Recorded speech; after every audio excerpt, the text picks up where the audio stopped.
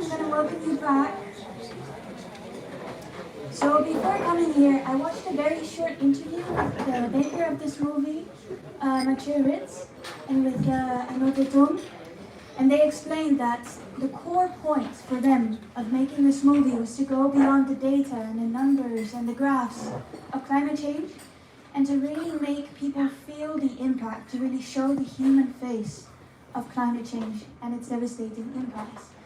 And having said that, I'm wondering how it made you feel. What did you experience while looking at this movie? I don't need a full erudite analysis. It doesn't have to be big, but I would like a word maybe from someone in the audience. What's the first word that comes to mind when you think about how this movie made you feel? Hi. What resonates with me all the way through was touch.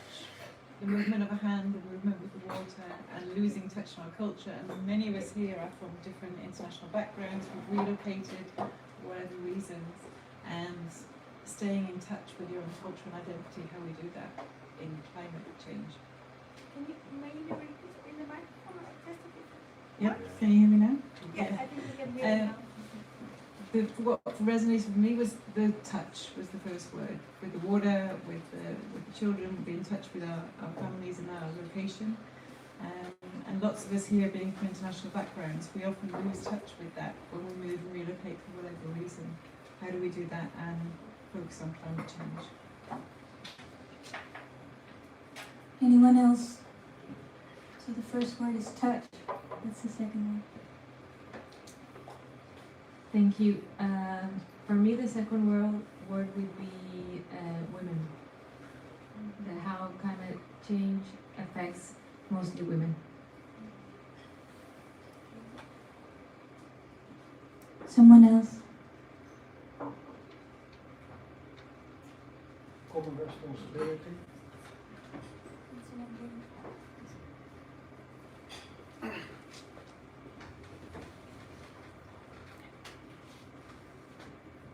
Maybe I need 3 words. The first word is desperate. Like, I really see they are struggling, but I don't know how I can help them, and like the rest of the world may not listen to them and feel how desperate they are. And the second one is just struggling, and the third one is suffocating. Like, we see a lot of images under the water and see the water rushing into the camera, and then at that kind of moment you feel suffocating.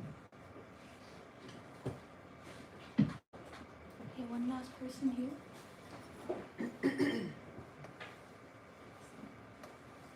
Safe haven is the word it's 2 words, but when he said it's safe haven, the idea that oftentimes I think we think of solutions and we're not going to be able to stop all the factories and stop the coal burning tomorrow, but we can certainly start providing safe havens. So that concept was very interesting when the president said, you know, we can't build resilience if we don't have a place to go, because it's going to happen. And I liked how realistic he was of the disaster, of the destruction.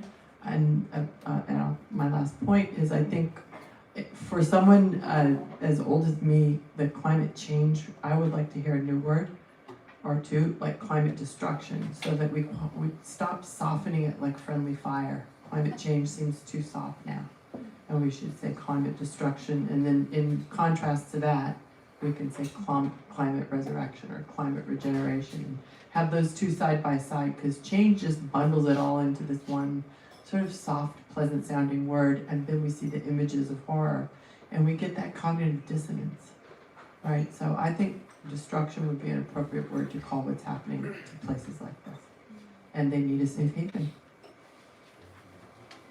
Thank you all for sharing that. I thought that was very powerful, very brave, and also for some of you maybe very vulnerable. Maybe to bounce off that last point, I think something that really struck me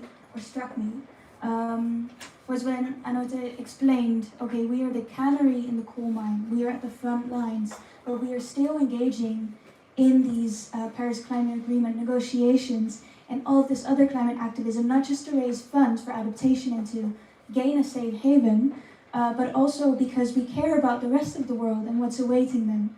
And just to think that people who are drowning, who are suffocating, who are struggling, still have the capacity for that, really strengthens me in my resolve to also keep fighting. And I hope that maybe tonight will create a little small safe haven for us to engage with that question: how do we keep up hope, and how do we keep fighting, and how do we help when we feel we are drowning, and when climate change and environmental destruction, or climate crisis and environmental destruction, is looking as dire as it is today. So having said that, today's theme is how to achieve environmental justice, and we're going to have several amazing speakers. We're going to talk about different legal routes and judicial pathways in the pursuit of climate and environmental justice. So I'd like to welcome to the stage Jojo Mehta. She's the co-founder and director of Stop Ecocide International. Give her a warm welcome.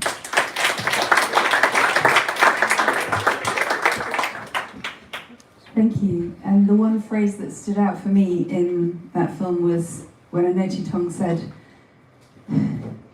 with the effects that we suffer from the acts that are happening on the other side of the world, it's like an act of war and we don't have the means to counter. So I'd like to talk about a means to counter. 10 years ago, my little daughter, who was 5 at the time, overheard me talking about fracking, and she burst into tears. "Mummy," she said, "I don't understand. If they're poisoning the ground, they must know they're poisoning themselves. They're going to die. You have to call them and tell them to stop." It was so simple to her. And it made me realize that it should be that simple to everybody. I had at the time, I suppose, been what you might call an armchair activist. I'd been happily signing petitions and sending occasional letters to my local member of parliament. But my daughter's tears got me up out of that armchair that day. And I started researching, I started publishing leaflets, giving talks, organising demonstrations.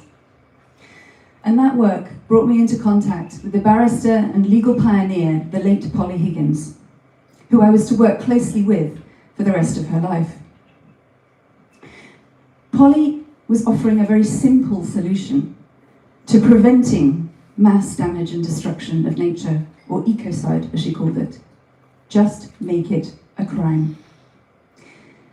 I felt this was intuitively obvious, but at the time, it was still considered pretty radical. This was before the shocking IPCC reports. It was before the school strikes. It was before Extinction Rebellion protests. It was before the wider world began to really understand the extent of the climate and ecological crisis, because let's call it a crisis. Polly and I co-founded what is now Stop Ecocide International in 2017. And at that time, as I said, it still felt a radical thing to be asking for.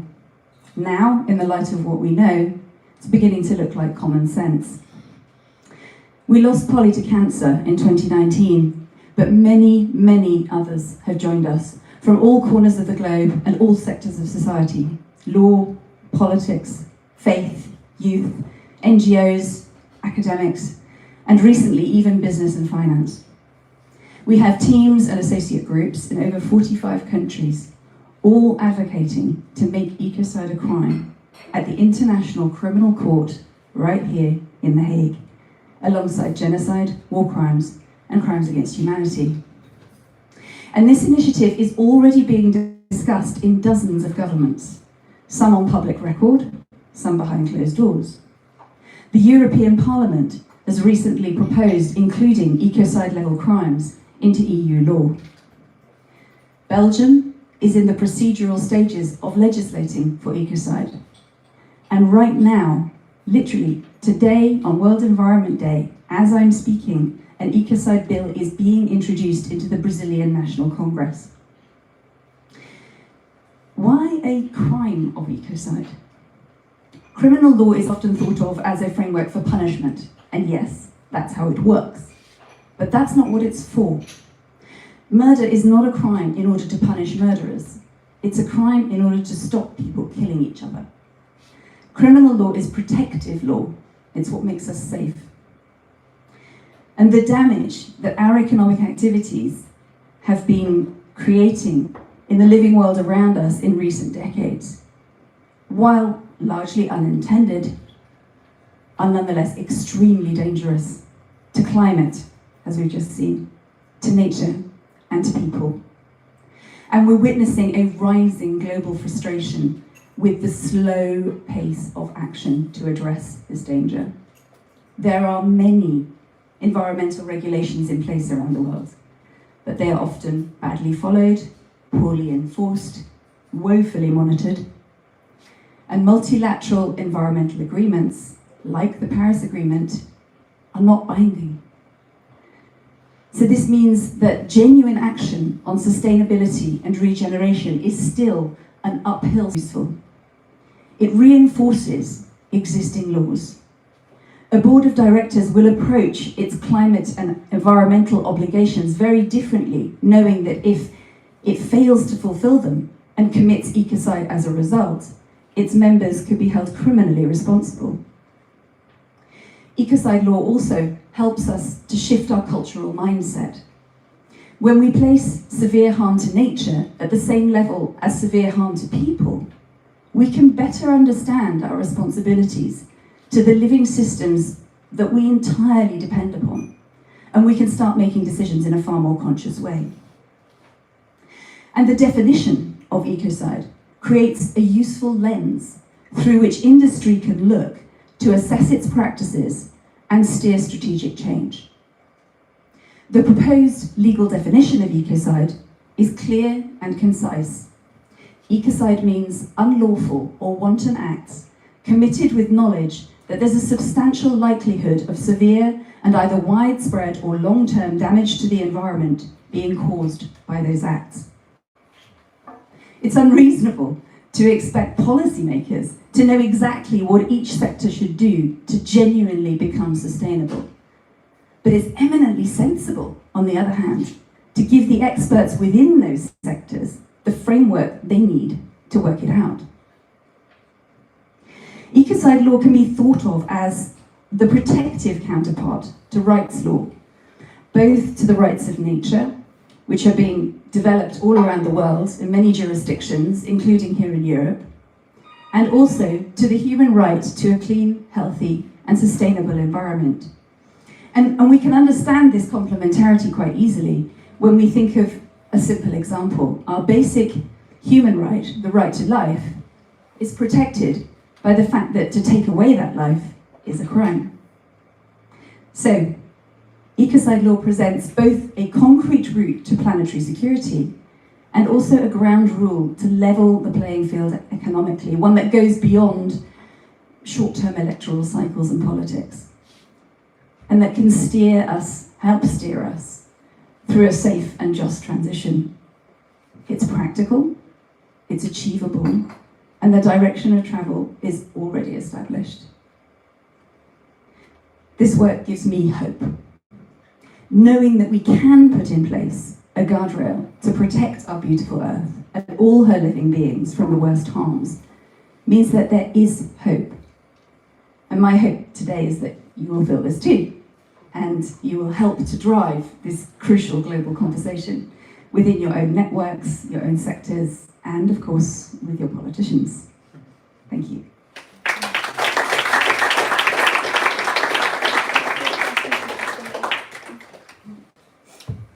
Thank you for that, Rudy. So a concept as big as stopping ecocide, I really want to get into maybe a bit of a more concrete example from you. Who can claim this crime and against whom? Who can be held accountable, and what would that type of accountability look like? What's your vision for this? So our vision is to have this recognised in the Rome Statute, which is the governing document of the International Criminal Court here in The Hague. And that document is aimed, it contains what are considered the worst crimes in the world, effectively the international crimes, genocide, war crimes, crimes against humanity, and the crime of aggression. And the way that it is structured is it aims at individuals, but it aims at individuals of superior responsibility, and this is key. Because, I mean, as with genocide, you don't prosecute the foot soldiers, you prosecute the controlling minds, the generals. And the same thing would be the case with ecocide. You'd be looking at the top level decision makers. And that is really important because, when, as individuals, we often feel very powerless to do something about the scale of this problem because the decisions that are being made at the top level. I mean, in a really simple example, if you go into a supermarket and everything's covered in plastic, you might choose to pay more to do your shopping in a different way, but you didn't choose for all of those things to be covered in plastic. That's a regulatory issue. So going to the top of the decision-making tree is very important, and that's what international criminal law does.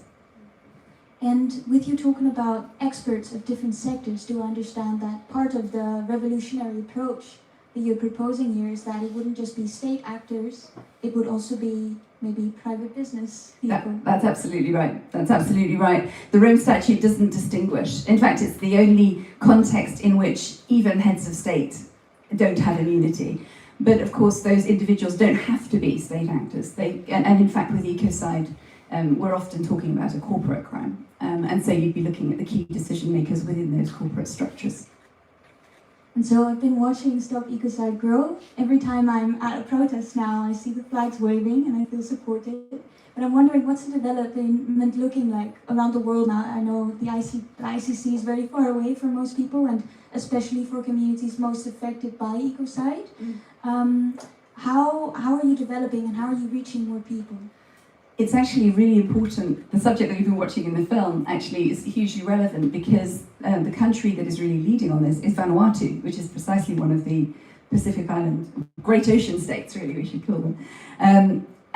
But they, as is the case with many of the small islands who are members of the ICC, not all of them are, getting here, as you were saying, it's very far away. It's an incredibly, it's an expensive endeavor to do that. And actually, one of the first things that our NGO did was actually fund Vanuatu to actually attend the International Criminal Court.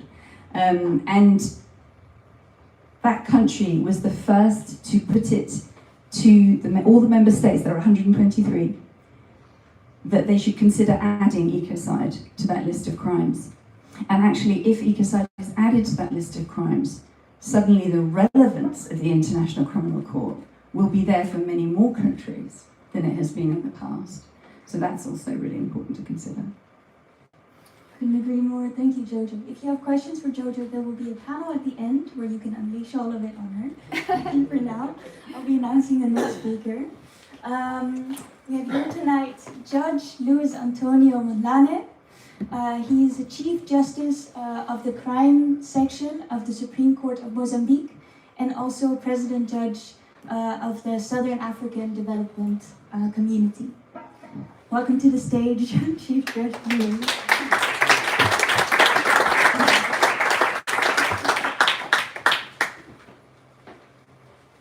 Thank you very much.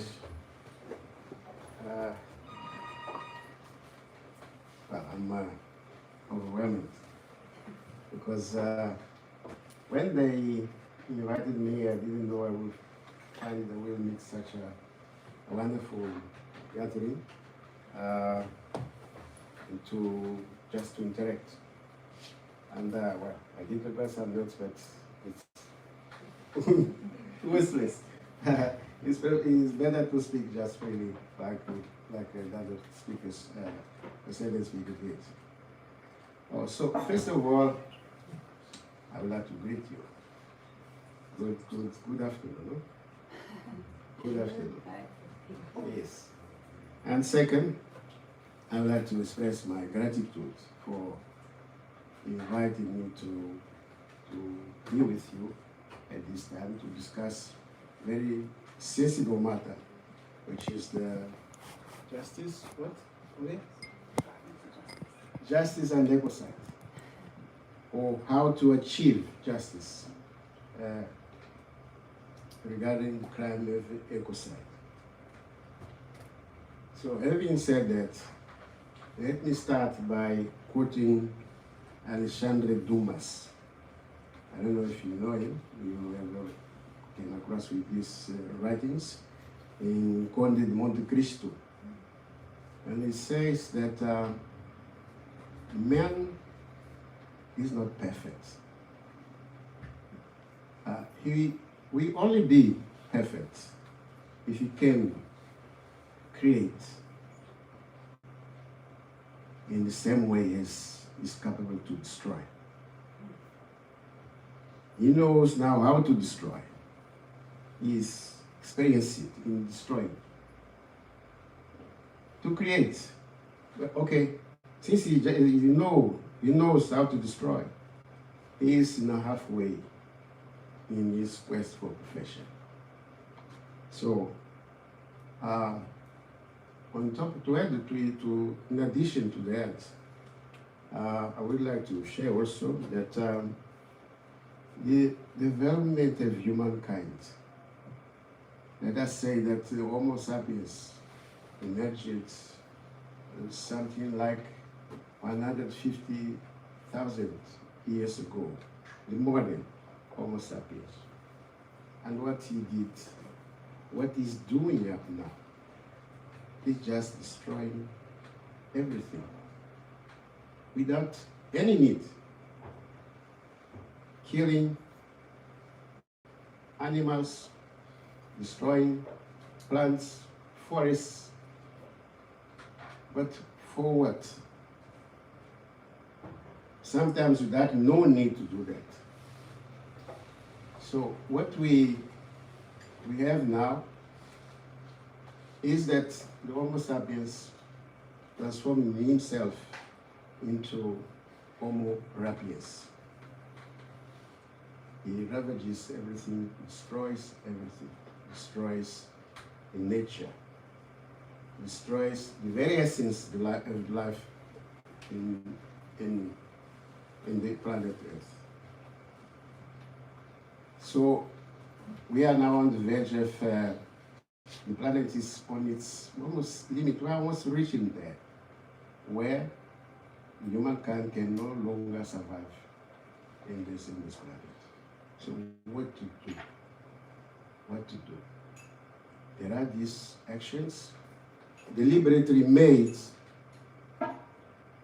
just for having lots of money or financial gain, or even for pleasure. That the result is deforestation, the result is pollution, the result is destroying the very essence of life in our planet. So it is high time to take measures to stop, at least, while we still have time to do so. So what to do? Ecocide is crime? Is it the right things to do? I think so. Maybe yes, maybe no. If it is crime, what is ecocide? Because when you come to criminal law, if you don't be careful in providing careful, complete, thorough definition of what is the crime of ecocide, I mean, material aspects, the mental aspects, if they are not there, what will happen tomorrow is that we have a case, that case, it won't succeed in court. And he just walk freely. And he starts just laughing at us. So what do I do? So we have to be careful. This means that we have challenges in a variety of fields or aspects. One of them is the legal one. I think I just have mentioned some aspects of it. The second one would be, if we have law, who is going to apply the law? Courts, of course. But courts means people who work on court. Courts are people, are not buildings. Are people, are judge, are court officials, and public prosecutors, And okay, you can mention. So if we don't have these conditions assembled, again, we are going to fail in our quest. Now we are going to fail. So criminals will just walk free. That's the point which we have. Again, if it is crime, what we want to achieve is just to put people in jail. They can go there. They can go there. Okay, a sentence of how many years? 10, 20, 13. He can stay there for that time. But he knows that somewhere in safe haven, he got his own profit. He had already laundered money. And when he go out, he's going to enjoy all these benefits that he gained. So what are we doing? Are we really protecting the environment through criminalizing ecocide? I think the answer may be yes. It can also maybe no.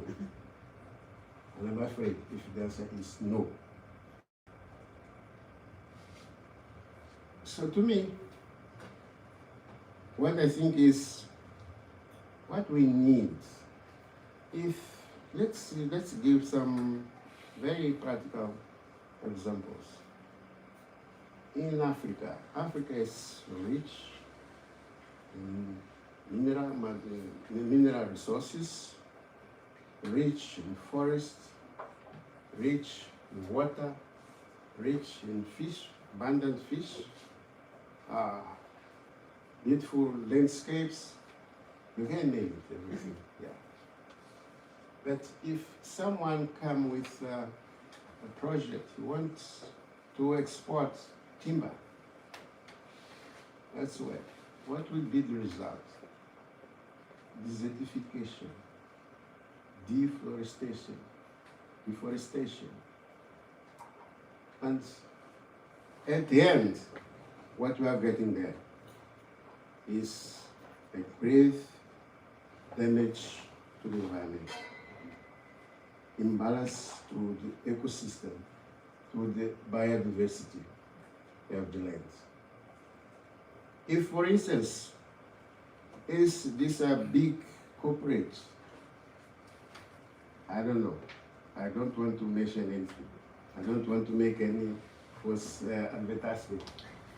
If it's a corporation that wants to export or import raw material, and what will happen is just grab there and clear, cut every natural trees that are there.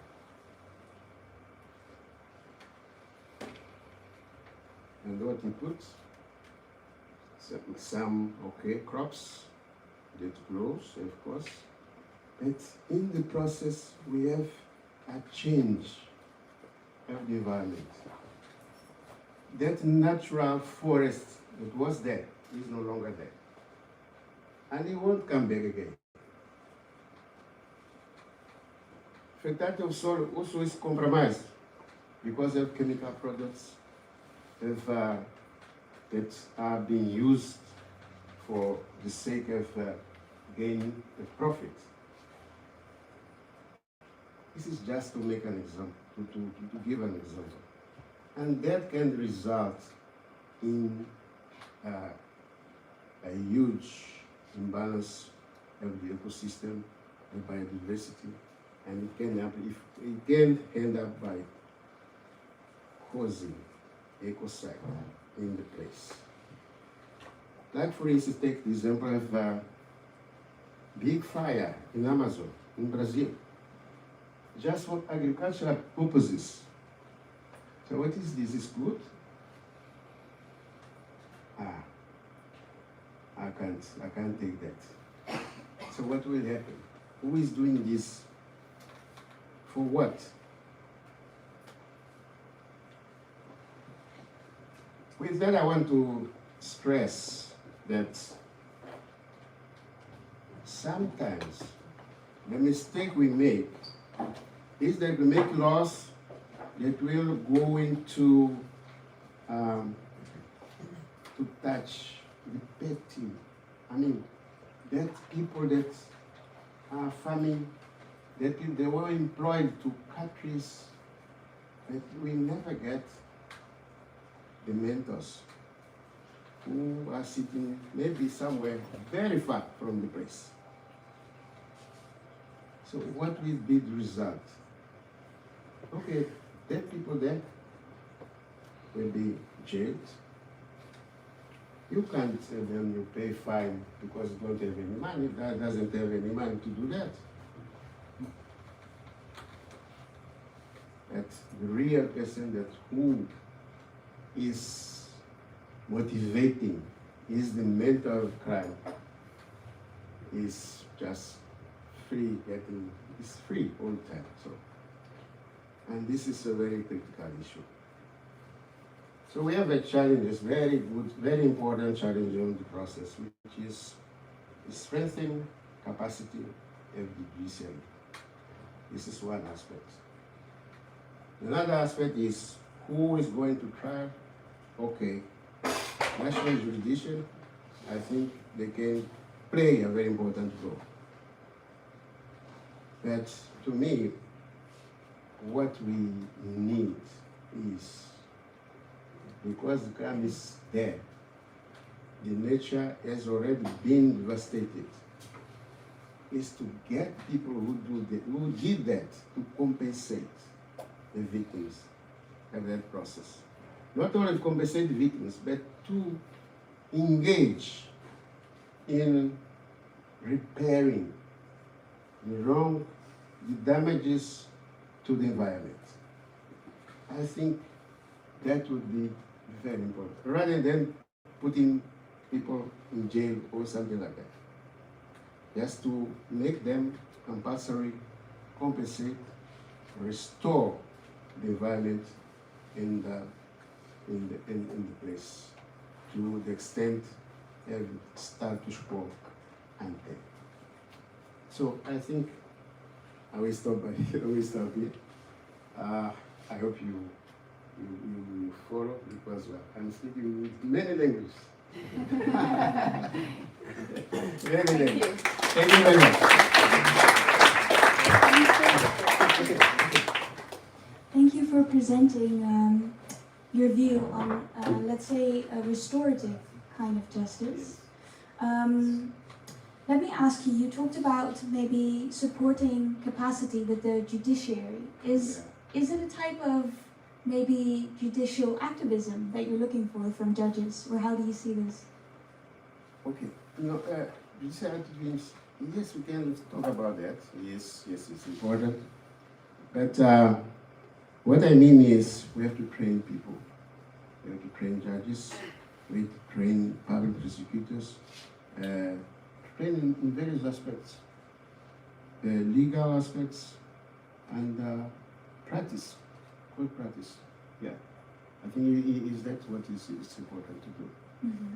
And okay, also, the population itself, people themselves, they must get to know what is it, what we're talking about.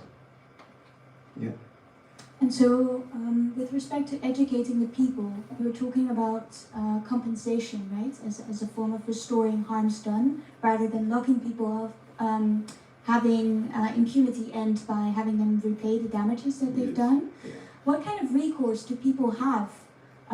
What kind of legal instruments do people have to make that happen? If you go back to your context of Mozambique, what kind of legal recourse do people have when they have been hit by environmental destruction?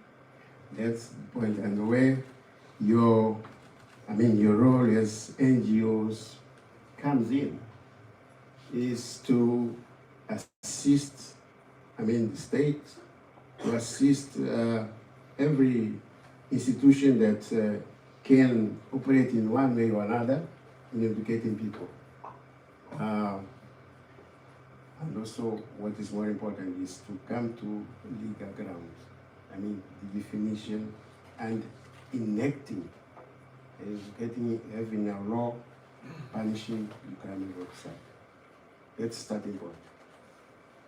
Thank you for that. We'll continue the conversation in the panel after, when you can also ask questions. Thank you. I'll introduce the last speakers now. You can give your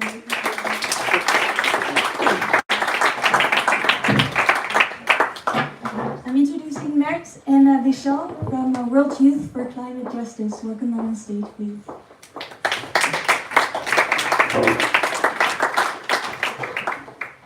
Just Vishal for now.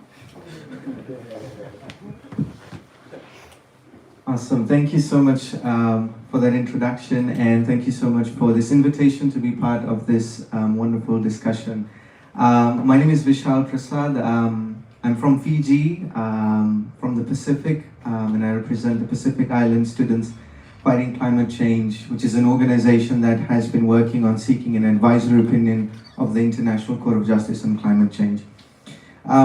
And I wanted to start this conversation, and Mert and I will be sharing the stage and taking this conversation further. But I wanted to start with explaining and taking us on a journey of how this campaign came to be and where it is at the moment and how we've come to this point. And this whole idea of an advisory opinion coming from the International Court of Justice on climate change and human rights came about in 2019 at a university law class in Vanuatu, again, the country that sparks all of this activism. And in that classroom, there was this question put that how can we utilize international law as a vehicle to help achieve climate justice or help respond to the climate crisis that we have?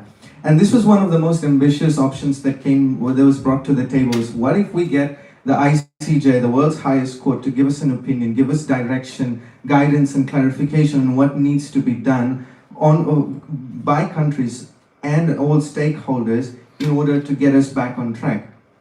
And at that time, there was not much discussion going on about advisory opinions. There was a previous attempt in 2009 by Palau. That attempt failed. And so this was another attempt that brought a different angle to the discussion. So it didn't take the same route that Palau took, but it looked at asking the court for an advisory opinion through the lens of including human rights into this and how climate change is affecting the rights of people.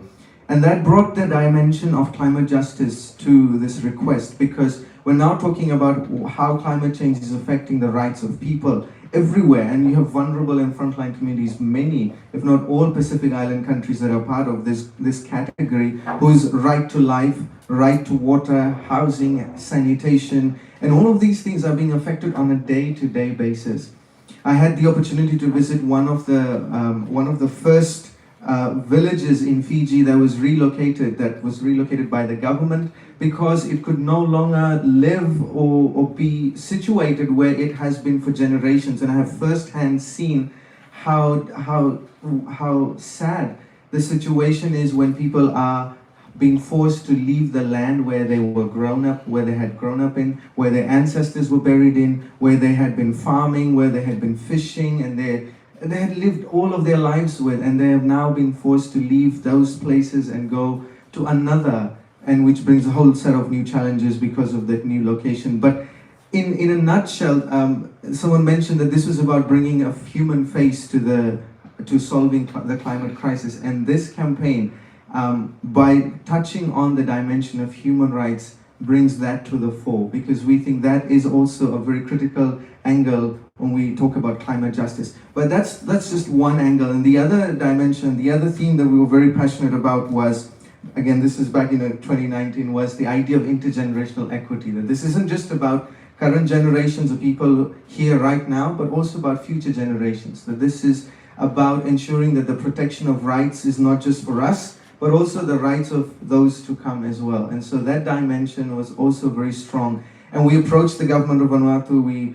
They were the first to say that, okay, we will take this campaign on forward. There's got potential in this.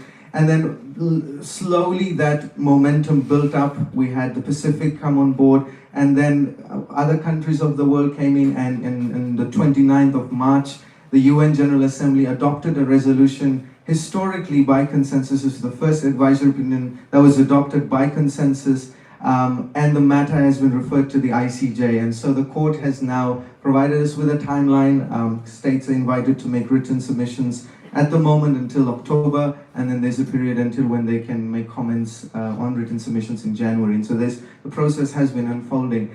And what we're doing right now is trying to ensure that that same drive, that same passion that the youths had at the beginning, those same passion about human rights and intergenerational equity, make it to the ICJ. Those are presented to the judges of the court. And so one of the initiatives that we launched was the Youth Climate Justice Handbook, essentially a handbook that was drafted. It contains 3 parts that can be presented to the court as a position paper, basically, or an objective, or a position of the youth and civil society campaign on what we want the ICJ, what we want to see out of this advisory opinion. And so our hope is that countries, as they prepare their submissions, as they work to present their arguments in the written and oral phases of the campaign, that the voices of young people, that these arguments that we are asking countries to make come to the fore. And so our work right now is focused on bringing this to the countries, getting into the hands of as many people in power, the handbook, so that they can utilize this. And we're calling upon a lot of people, the support of our networks and everyone here, because everyone has that ability. We call it the power of the people. And there is amassing power in when people organize, when people get together, and we can do this. We've been able to do this in what we call phase 1 of the campaign, to get a resolution to the General Assembly that at one point seemed insurmountable. And I think we can do it in the second phase to get a progressive advisory opinion that can help get us closer to a more climate just future. And I'd just like to close and hand off the mic to Mert with this, that in the Pacific we have this saying that we always saw this campaign as a journey, and this is the idea of what we call in the Pacific a vaca, which is a canoe that is sailing forward. And the vaca has always been in Pacific history, Pacific tradition, a great vessel of freedom, sustenance, security, and hope. Because it was always the vaca that symbolized all of these things. And today, as I speak to you about a campaign on the advisory opinion, we're calling it the Pacific is once again on a journey for a more hopeful future, a more sustained future, and a more secure future that is able to keep us going. And so the advisory opinion, the Pacific is now journeying to the ICJ, to the Hague, seeking greater climate justice for us and for future generations. Thank you.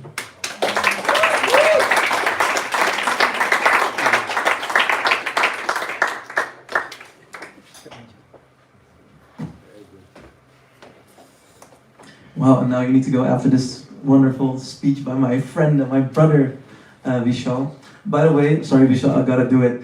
It's his birthday today, so I would highly recommend you all to congratulate him afterwards. Sorry, I need to do it. The city of peace and justice, The Hague, right? A city feared by war criminals, a city loved for its inhabitants due to their stubbornness and their humor, but also a city which, just like Vishal said, is historic. Historic because we are home to the only universally recognized international court, the ICJ. And for those who might not know how it looks like, it's the nice Peace Palace building that we have in the city, the center of The Hague. And we also have the International Criminal Court, where Jojo just spoke about, on for getting ecocide passed through. That's a court hidden away in the dunes close to the jail in Scheveningen, where the criminals should be. I'm not naming any names. But Vishal and I, we had the chance to speak before, and we were both wondering how different our lives were. Vishal lives in Fiji. He actually came from Fiji a couple of days ago, and I happened to ask him to get on stage with me and let's talk about the thing that we always do, talk about our campaign. And he did.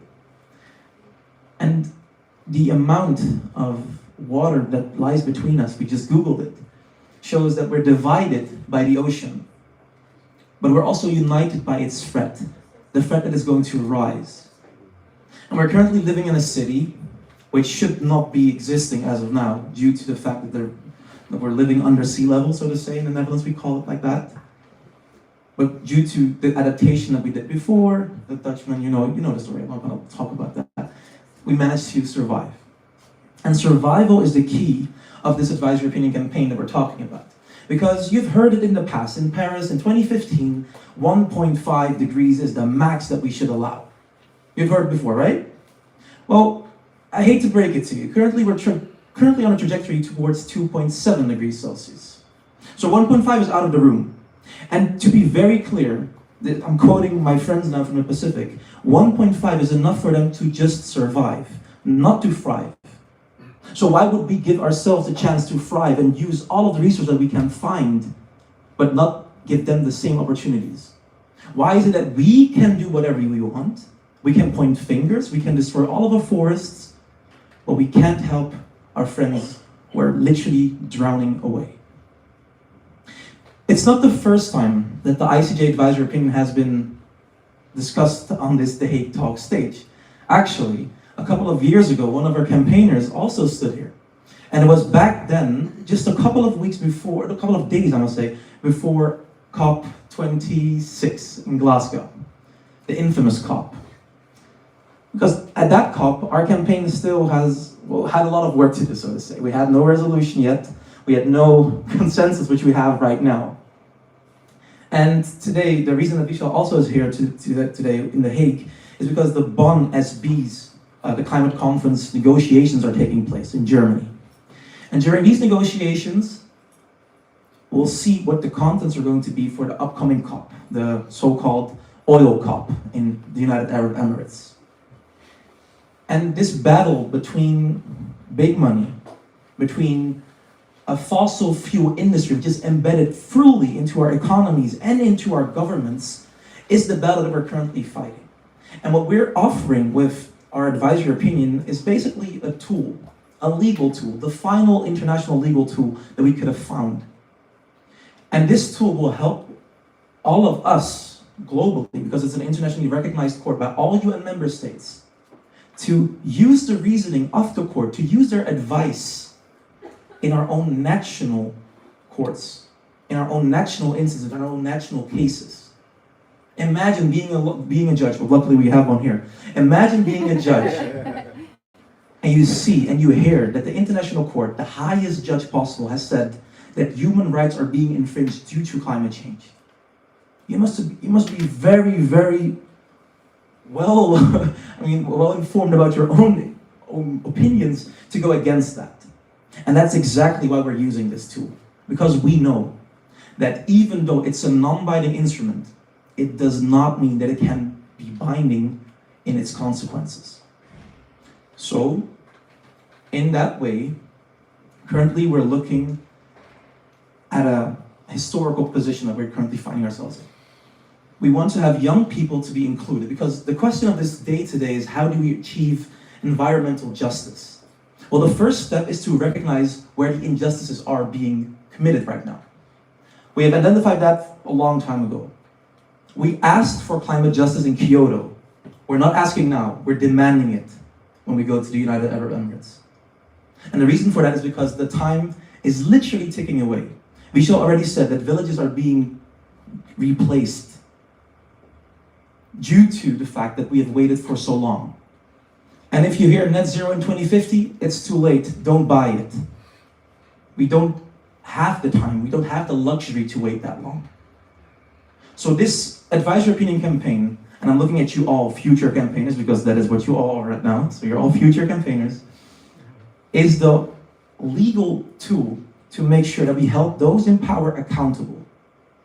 You cannot hide behind the limited liability company cloak anymore. You cannot hide behind a government seat. No. You promised us in 2015 in Paris that you would help us to stay below 1.5. They failed us. And we will try to make that failure into something more positive, into something that we can try to achieve. And it's easy to fall in sort of despair and hope. And I have met a lot of people, a lot of my friends who have eco-anxiety. And to be very fair, it's very easy to lose faith and hope. It's very easy. Gaining trust is more difficult. A couple of years ago, when we mentioned the ICJ advisory opinion and our entire case, people were just looking at us, they had no idea, they had no clue. Now we're known for the fact that we're those ICJ guys, those people that are trying to suit everyone and everywhere. Well, we're not technically doing that, not yet anyway. But my point is, if we look at where we currently are with this campaign, with our resolution, what we just got passed, we need to do 3 things. We need to have young people speak about their experiences at the court. Vishal just mentioned the Youth Climate Justice Handbook. It has basically a step-by-step guide for governments. We did their homework already.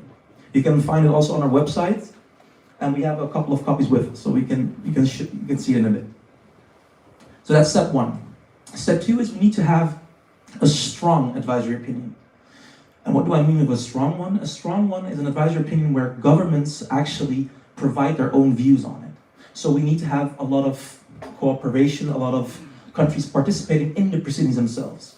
We need to have you all go to your representatives, go to your local city council members, it doesn't matter who, anyone with just the slightest of power to get them known about this campaign, to make sure that their government is going to take this into their consideration and that they will eventually choose to provide arguments at the court. Because if they do so, then the court sees that a lot of countries are actually thinking about this, or a lot of countries are concerned about this. So they must render a good advisory opinion. They must do their homework. And the third and final step is the implementation of it. As soon as we have that piece of paper, we're not done. It's only actually the beginning. Because then we need to enforce whatever is going to need to take place in order to stay under that 1.5. And only then, when we have achieved that goal, we might have to rename this city of peace and justice. And we can finally call it the city of peace and climate justice. Thank you.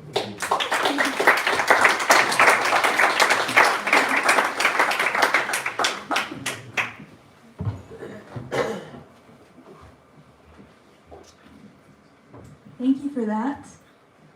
So, when you started on this campaign, and people were like, oh, Mert, Vishal, what are you working on? And you're like, I'm going to take the world's biggest problem to the world's highest court. And they were looking at you incredulously. How did you go from there? How did you build this movement? And how did you involve young people in something that could be initially seen as something rather complicated? Well, it's a very good question. I think when we first started, there was the two schools of discussions going on. One was, these guys are crazy. It was talking about taking climate change to the world's highest court, and then COVID hit, and then it became even more difficult to take this campaign forward because there was a huge challenge that the world was facing, and so there were a number of challenges then again that came up with because of that. But I would say that something that has worked with us is that we've tried to keep the campaign relevant for young people. And so some of the things that we've done, simple examples is like creating an animation video, working with music videos, doing a talk like this that explains the campaign in layman's terms. Because the campaign is very technical, it does become very technical, very heavy for non-legal people. We have discussions about what is the legal question, what are the legal themes, and what is the operative paragraph, etc. So these things can be very off-putting to young people.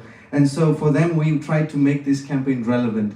And at the heart of it, that's why I framed the discussion. I mentioned this is about climate justice. This is us securing our future, securing human rights. And that's simply this campaign, a hopeful initiative that tries to secure the human rights of present and future generations. And that has always been the hook, because that has been, for us in the Pacific, something that young people are experiencing every day. They don't have the security of knowing where they will end up 20 years down the line. So how can you plan a future if you don't know your community is going to survive 20, 30 years down the line? And so everyone in the Pacific, or young people in the Pacific, are very aware of that fact. And so if we can just tap into that and link that with this campaign, which we have tried to do, it has worked very well. But that's not to say that the work's complete. It still is a very technical, very challenging conversation. And as we head into this phase where it seems very exclusive with the ICJ, it can even become more technical. And so the work of continuing this conversation continues for us as well. Thank you. I have a second question before we enter into the panel stage. And that's the question of impunity after court judgments and maybe even opinions that have been progressive and have been on the side of human rights and climate justice. An example from the Netherlands is of course the Urgenda case, which forced our government, because they weren't doing enough about climate change and the promises they had made to protect us. Another example is the case of Milieudefensie against Shell, which they won. And I don't really see Shell making any of the changes we want them to make. What do you say to this skepticism when it comes to the real outcome of these kind of legal proceedings?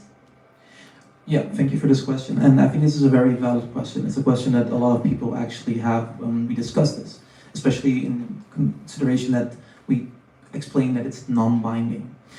But at the same time, you mentioned two cases, Urgenda and you mentioned Shell. If the existence of these cases never happened, these companies would have continued doing the same thing that they would have done, or the government would have continued on the same path that was a path of destruction. As soon as you have this advisory opinion, you actually close out options to prevent policies from taking place. So what we're trying to do is making it impossible for them to ignore all of these law cases, court findings, proof made by all of these member states. So the skepticism is actually not valid from my point of view, from our point of view, I must say, because as soon as you have this opinion, you can show, based on the contents of all of the submissions by the states, so by, for example, the island states, by the IPCC reports, that there is a quintessential relation between climate change and human rights violations. And I'm not going to delve deep into the legal, I mean, that's the problem when you ask a lawyer about legal cases. I'm not going deeper into the Urgenda case. But what happened there is that the government was forced to comply. Imagine that happening with member states all across the globe due to an advisory opinion. That impact would be massive. Just imagine that idea. And in that sense, I would like to pull out an Uno reverse card to the skeptics and say, there's no need to be skeptic, because the path we're on right now is the skeptic's path, I would say. Thank you for that. Let's invite everyone back on stage for the panel.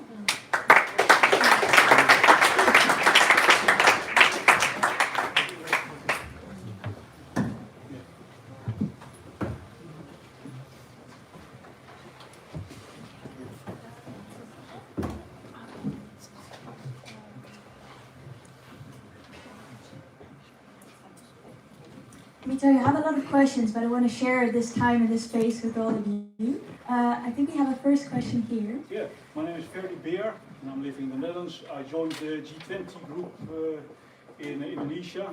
I have a small case. We are now at the beach of the island of Kiribati.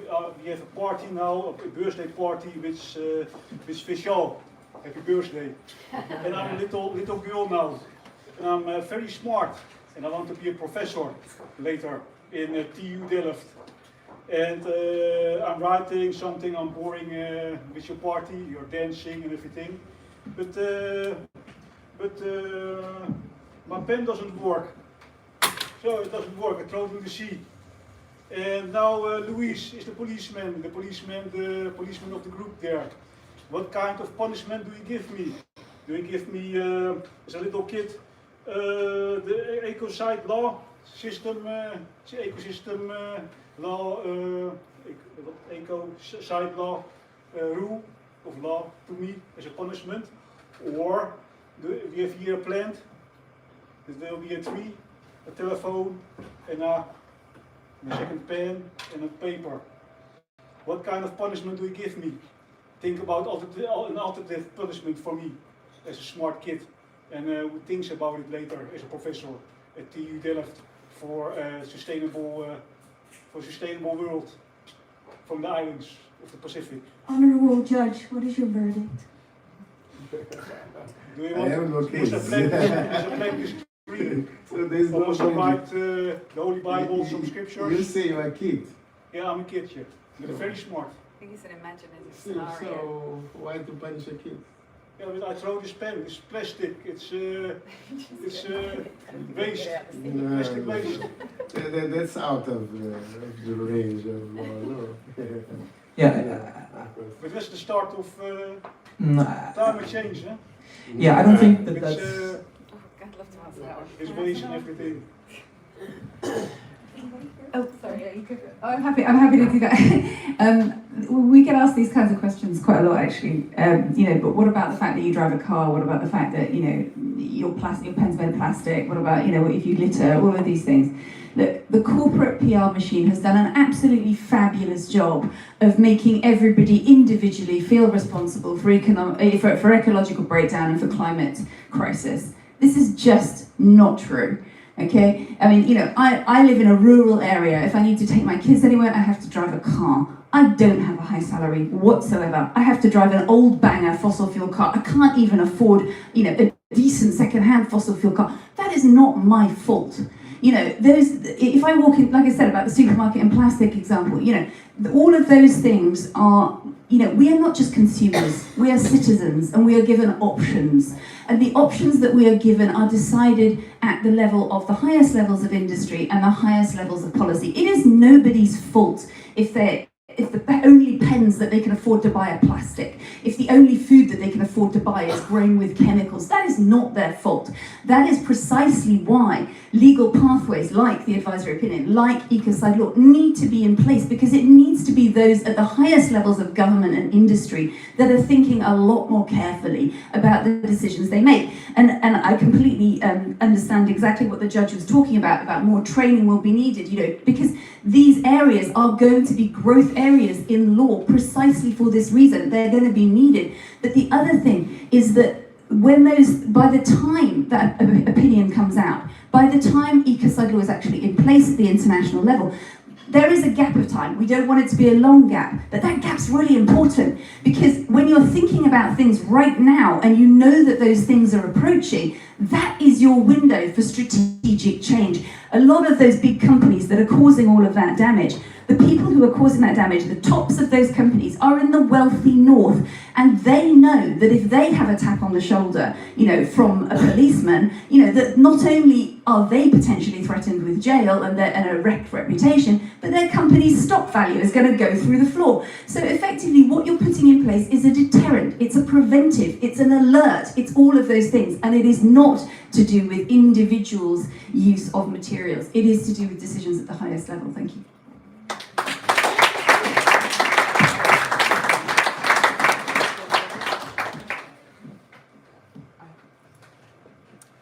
Is there a mic in the crowd? Maybe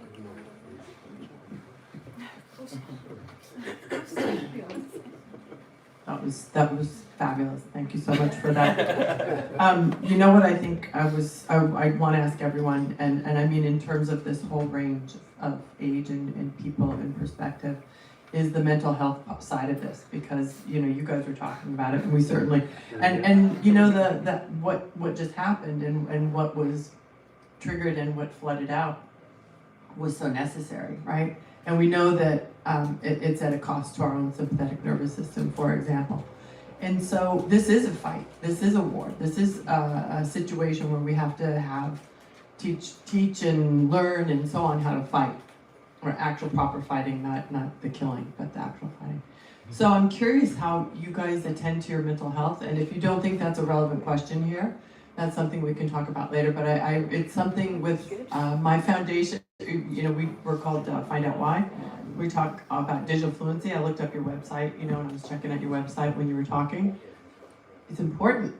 And I haven't looked at your website yet, I'm sure you have one. I certainly know about the work of, I heard Desmond Tutu's Truth and Reconciliation Commission coming through your advice in terms of precedents, and there's a way to do truthful accounting and then dealing with reparations or dealing with compensation. So, but this takes a toll on everyone and all of us. And if you want to speak to it, I'd love to hear.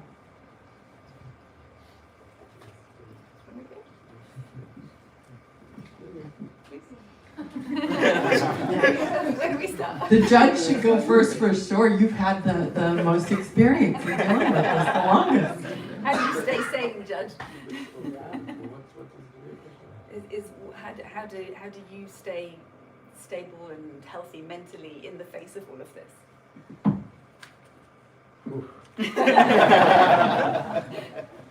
That's not easy. But what is important is that we must not lose hope. And we must know the direction we are going to. We want to secure survival of humankind, ourselves and the generation to come. So, for that to happen, we can't just lose hope and direction. What we need is to stop, continue the degrading or degradation of the environment in the planet Earth. So let's start now. We have already identified what kind of steps must be done. The legal aspects and, also preparation for the implementation, the interpretation and application of the law. So this is important. The way is already paved. No, not paved, but we know where we have to go. So let's go. Maybe pass it on. I think everyone wants to answer the Yeah, no, he's got Yeah, just to add to what the Honorable Judge has said, I think for us the campaign was also at the beginning, and even now has been the journey has been difficult, and it does take a toll. If you're coming from a Pacific Island country, you have to. It at times becomes even more difficult. You have to navigate time zones, have meetings at very odd hours of the morning. Or at night, and then you have to then have these debrief sessions, these meetings that are at so far away from home, and you have to travel 32, 33 hours to come to Europe, and so these have numerous challenges. And early on in the campaign, I learned that this was something I might not get another opportunity at doing, and so this was a campaign, and this was something that I decided when I did step on that this has the potential to bring real impact. And at times I am guilty of not thinking about myself and how this campaign is impacting me, and that might not be the most sustainable way. We have figured that out, that it isn't a sustainable way, but we have chosen to retain hope, and as some of our colleagues would call ourselves the stubborn optimists, that we want to continue this optimism, continue this work. But I think it's a journey, and we're learning as we go. How do you keep yourself sustainable? How do you survive? How do you ensure that the fuel keeps on going? And I honestly don't have an answer. It's just a work in progress to see what's working, what's not. But would be curious to hear some tips or some suggestions from everyone on how we could be better, I guess.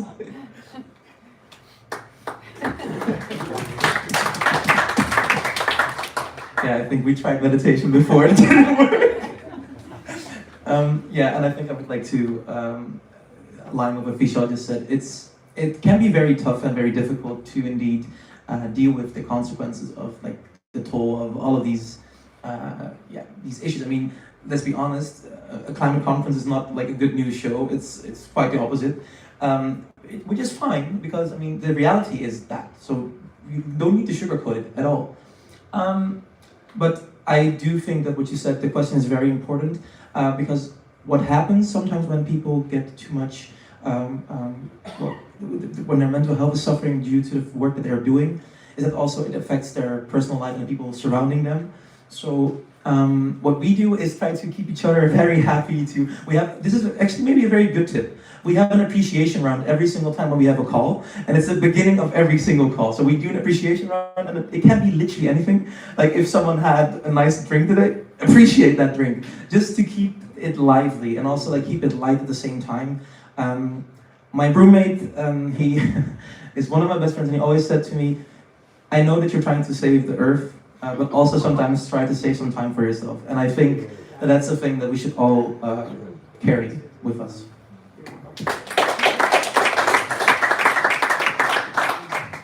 Yeah, I definitely echo that. And there is something about being able to maintain a certain lightness in the face of what are clearly very heavy subjects. I think it's actually really, really important, because otherwise, you know, it is too easy to kind of drop into the more despairing side of things.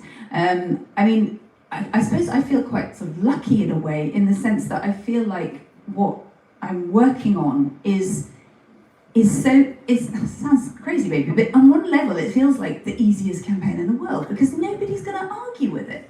You know, who's going to actually look at this definition of ecocide, which fits on the back of a business card, and read it and go, oh no, that shouldn't be a crime. I mean, that hasn't happened yet. You know, I mean, I don't doubt that maybe some of those big companies behind closed doors are kind of, you know, I don't know, maybe they're slipping bits of money to politicians and what have you, but they have to keep it very quiet and out of the public sphere, because, you know, imagine if, I mean, even governments, I mean, a few years ago we predicted this would happen, but we're now there. No government is going to disagree publicly with criminalising ecocide. They might sidestep it, they might go, oh, I don't know if we're ready, but they're not going to disagree with it because they're just going to look crap.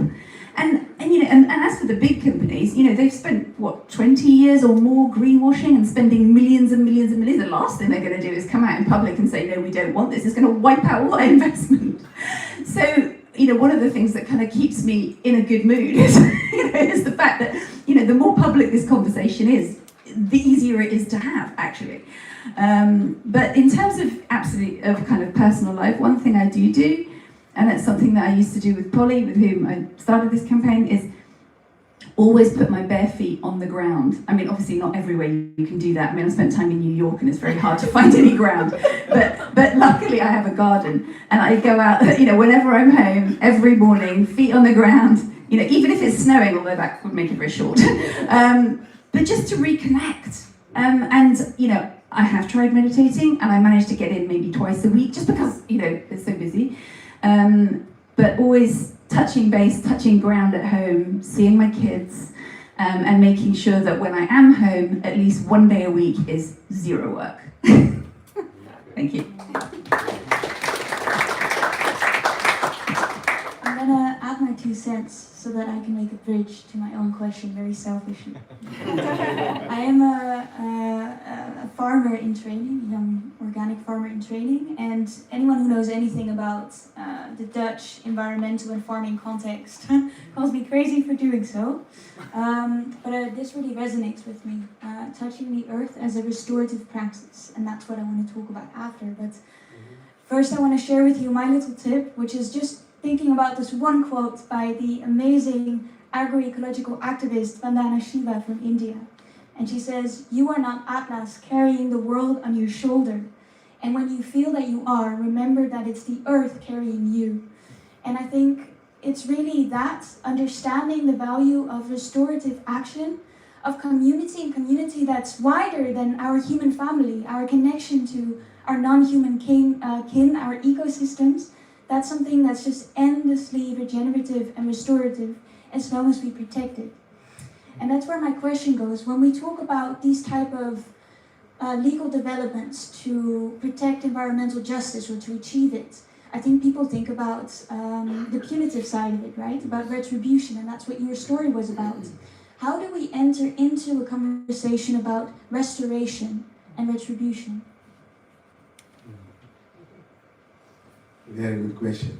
And okay, let me start by saying that the concept of justice in African communities is not by punishment. And we don't have, at least, there is no, the idea that if there is a criminal offense, This offense is against the state, which is an abstract entity. No one knows what is state. You never can talk to him or to it. You can never touch it. But it's an offense against the community. That's a very, very first concept. That's why, if there is anything to be done in order to restore, in order to repair, is to the community. So that's what restoration is all about. And I think that's very important because, let me just give you this example. We, for instance, in Mozambique, we did have a couple of years ago, it was an international workshop organized jointly with the UN, UN for Environmental, and UNEP, no? It's UNEP.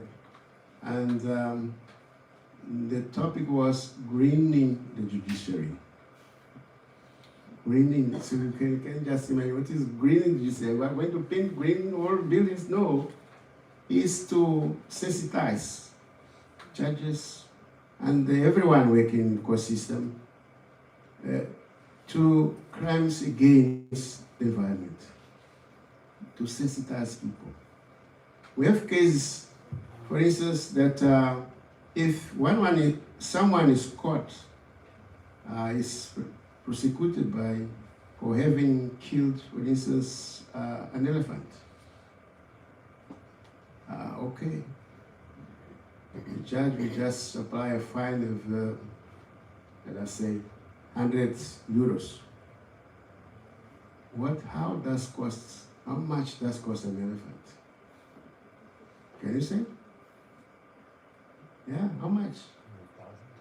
An elephant is the main forest engineer.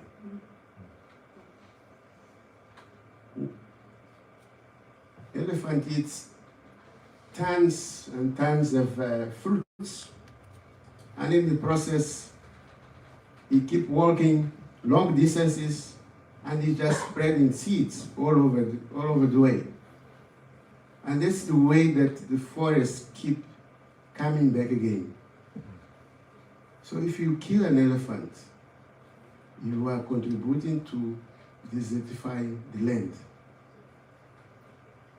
But, okay, you give me a fine. The man who killed, he received, let us say, 10 or 20 euros. But the people who are going to receive ivory, far away, 48 hours after the killing, because it's organized crime, he will make millions and millions of euros. So if we keep punishing that poor man there, we are still losing elephants, but we are doing nothing in favor of the environment in the country and at large, and of course also to the earth. I don't know if you did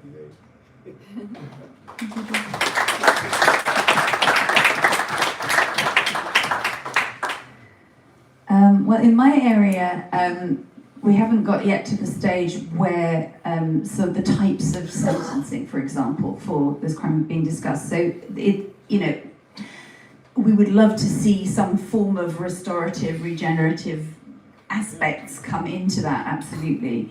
But I think one of the things that, I'm going to take this in a much broader sense, is that our kind of dominant Western paradigm that has come to kind of dominate the globe there's something very key that it's lost, and that is the connection to the land.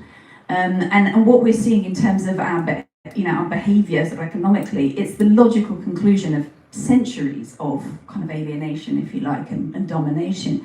And we've lost the ability to connect to land, and that's hence the bare feet on the ground thing. But it's like we don't have a sense of indigeneity. exactly in the West anymore. And it's hard to care about something you're not connected to. And so for me, part of that sort of regenerative side of things comes from really quite simple practices and thinkings, not thoughts, but sort of thinkings in terms of an active way, of where it is that we really feel rooted. And, you know, most of us, if we actually do examine that and do that, as, you know, can think of where we perhaps felt a landscape that we really relate to, for example. And just expanding our thinking around that connection and our feeling around that connection, I think is really, really important, because it starts to kind of rekindle that sense of belonging, because we've got it completely the wrong way around. You know, it's not like the land belongs to us. We belong to it, her. You know, it's kind of absurd in a way that we've somehow managed to develop this way of kind of parceling land up economically. Anyway, that's my sense of it. Thank you. And I think just very briefly to add, I think the advisor opinion campaign has some restorative elements to it, in the sense that if you look at the legal question that's been put to the court, it asks what are the obligations of states in protecting the climate system, and that is the first operative bit in the question that talks about protecting and not assigning blame. It's not about naming and shaming any particular country or trying to get anything out of that. In that sense, it's a very progressive, very positive campaign, because it seeks to, okay, we've got this situation now, we've got ourselves in a climate crisis, how do we get out of it? How can we protect the system? How can we protect the climate system from here onwards? And what do states need to do? And what are their obligations? And so in that sense, it's trying to help chart a path ahead for us that can help guide. So it's a beacon for all of us, the advisory opinion, if we get a progressive one that will in the future help all of us. And in that sense, having an advisory opinion that looks into the future and tries to secure that future, I think is also quite restorative, or can be quite restorative.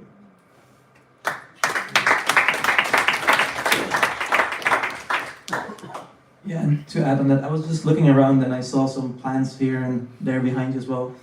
And it dawned upon me that 80%, this is a statistic that I heard in conferences, that 80% of the Earth's biodiversity is being protected by only 5% of the population. And it's mostly the indigenous peoples living there. So imagine that 2, 4, 6, 8, out of these 8 plants, 6 are being protected. Oh, that's not good math, doesn't matter anyway. I'm a lawyer, you know. Most of the plants are being protected by just one of you in this room right now. And imagining that the amount of pressure that is for that one single sole person to make sure that all of these plants are barely alive, that's basically what we're currently doing and seeing as well on a global scale. So what we're also trying to achieve with this advisory opinion is making sure that these stakeholders who have experienced before and who know how to deal exactly with biodiversity, with ecosystems, let them be at the core of solutions. Let them be the kingmakers this time, because they know how to do this and how they've done this for centuries before. I mean, capitalism is as old as the spinning jenny machine, so it's not that old. People used to live before that. So it's only when we listen to them that we can make sure that we know how to restore the planet's Earth and all of our ecosystems, because that's exactly what your question was. And I think that that's also what we try to achieve with our campaign, trying to get these people at the court. And we're currently, hopefully, trying to get these young voices, young indigenous voices, and older generations as well, to talk on how to restore planet Earth and how to make sure that she can indeed live longer and that we can enjoy her fruits, so to say.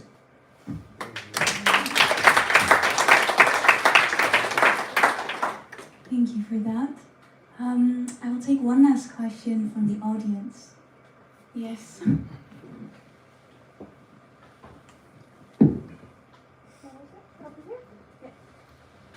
I actually have 2 questions, but maybe if time allows, I will continue. But yeah, just first the question is, in the case of Kiribati, according to the law about the ecocide, who can they sue and who should be brought to trial? Yeah, that's quite a specific one for me, I think. Okay, so with the crime of ecocide, it has to be, as with criminal law generally, you have to be able to prove that somebody has done something or failed to do something and created the effect. In other words, to sort of fulfill that crime. So, you know, there are a lot of aspects around climate that are cumulative, but there are aspects where one could potentially see, you know, where this law in place, one could see a climate-related aspect. So, for example, a decision that would open a new coal mine could be one. But also, I mean, I think we also need to remember that climate crisis is a symptom of which repeated destruction of ecosystems is the cause. So we could remove all emissions tomorrow, but if we continue to destroy the world's vital ecosystems, we will still have a climate crisis. So there are other, more sort of direct as well, climate-related issues like mass deforestation, mass pollution of ocean. You know, the ocean is our biggest climate regulator. You know, those kinds of things. So it may not feel like a direct connection, but we know the things that actually do cause the exacerbation of climate change. But like those countries who signed the Paris Agreement is not able to fulfill their agreement, then they could be sued, or in this case. That's probably, it's difficult to bring that down to a particular act or a particular omission, if you like. So, and the Paris Agreement is ultimately not binding. So that you couldn't prosecute a case solely on that basis, I don't believe. Although there may be aspects in these guys' territory where that would be more appropriate. So in essence, indeed, what Juju says is right. The Paris Agreement, although it is binding as soon as a country signs up to it and ratifies it, then it's officially binding. But the contents of it can't be enforced by any UN body. So there's not a court that can say, for example, right now, hey, you have not reached your targets for this year, we're going to sue you. There's no international system currently implemented for that. That's also one of the main reasons why the Paris Agreement actually was a success, because this was not a part of it. At the same time, going back to your question, so what our goal is with, for example, the advisory opinion, is to make sure that whenever stakeholder groups, organizations, NGOs in a country feel like certain things are an omission by their governments or by company X or Y, that they can use this advisory opinion as a tool, as a basis for an argument, to go to their national legislator, to their national court, and show and explain why it is like that, and then use that as an argument based on IPCC report findings and country submissions. So that's sort of the angle, so to say. You want to add something, Vish? Just to, I mean, it's briefly, the success of any criminal procedures relies or has a precondition or prerequisite, a thorough investigation. So if there is no good investigation that comes out with evidence that shows, that indicates that person A, that A or B and C did actually this and that, and X, Y, for instance, are mentors, something like that, no one can be prosecuted. No one can be summoned to court. So it's on concrete matters. Yes. Thank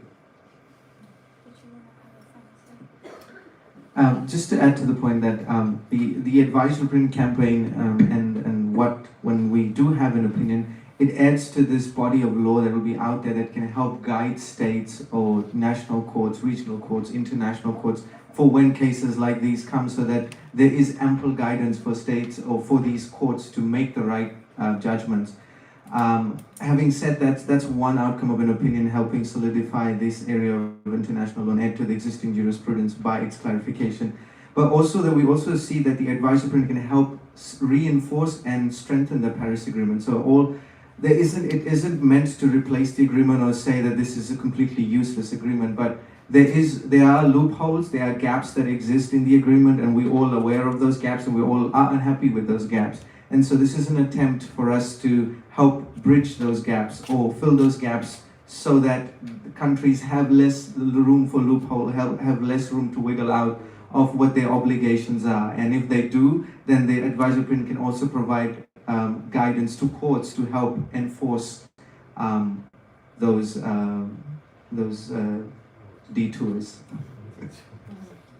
Thank you for your answers. Yeah, I think that was a really vital last question, because it really went to the heart of what we're trying to discuss today, right? How do we give legal recourse to people most affected, to hold those most responsible for their harm accountable?